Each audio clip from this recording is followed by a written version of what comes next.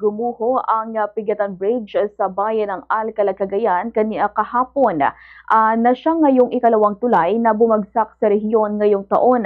Batay sa impormasyong nakuha ng Bombo Radyo Kawayan, 7 na ang sugatan sa pagbagsak ng Pigatan Bridge sa Alcala, Cagayan. Sa inisyal na impormasyon mula sa Alcala MDRRMO, kasama sa mga bumagsak ang 3 trailer truck na saktong dumaraan sa tulay. Ang nasabing steel bridge na may habang 74.70 meters ay iniulat na nasa maayos na kondisyon pa noong Oktubre 2024 batay sa tala ng Department of Public Works and Highways o DPWH sa kanilang website. Sa ngayon, ang Task Force Lingkod Cagayan, Quick Response Team o TFLC-QRT Amulong Station ay nagbibigay na ng assistance sa mga motorista na kinakailangang dumaan sa alternatibong ruta matapos bumagsak ang tulay. May mga naka-standby na rescuer sa lugar upang matiyak ang kaligtasan ng publiko. Sa ngayon, naglagay na rin ang mga caution warning sign ang kanilang team malapit sa bumagsak na tulay upang maiwasan ang anumang aksidente. Samantala, ibinahagi ni Governor Edgardo Aglipay ang kanyang mga rekomendasyon kaugnay sa bumagsak na Pigatan Bridge sa Alcala, Cagayan. Kasunod ng pangyayari, inirekomenda ng gobernador ang pagsasagawa ng pagsusuri sa integridad ng mga tulay sa buong lalawigan.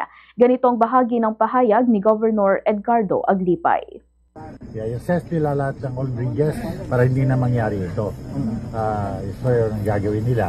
At kung naman ang re-recommenda nila, pagtutulungan ng PNP, nandito yung Provincial Director kay Maranguluan na siya at ang aming Pedrimo, Cesar Contapay, magtulong sila para implementa yung rekomendasyon ng DPWH na gagawin para hindi na mangyari ito. Yes, Number 3, ang kailangan na gawin natin ngayon ay kailangan gumawa ng paraan, i-repair ba ito, gagawa ba ng bagong bridge, gagawa ba ng detour, yan ay gagawin din nila ang rekomendasyon bukas. Number 3, imbestigahin kung nila kung bakit nangyari ito.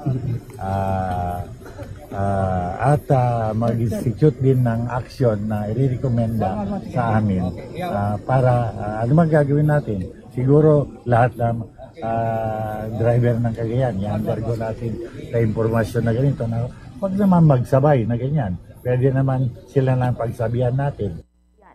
Ang pinakahuling insidente ng pagbagsak ng tulay ay nangyari sa gitna ng malaking issue ng katiwalian kaugnay sa mga anomalya sa mga proyektong pang-infrastruktura na kasalukuyang iniimbestigahan sa Senado at naging dahilan ng pagbuo ng isang independent commission upang siyasatin ang umano'y sabwatan sa pagitan ng mga mambabatas, opisyal ng gobyerno at mga kontratista.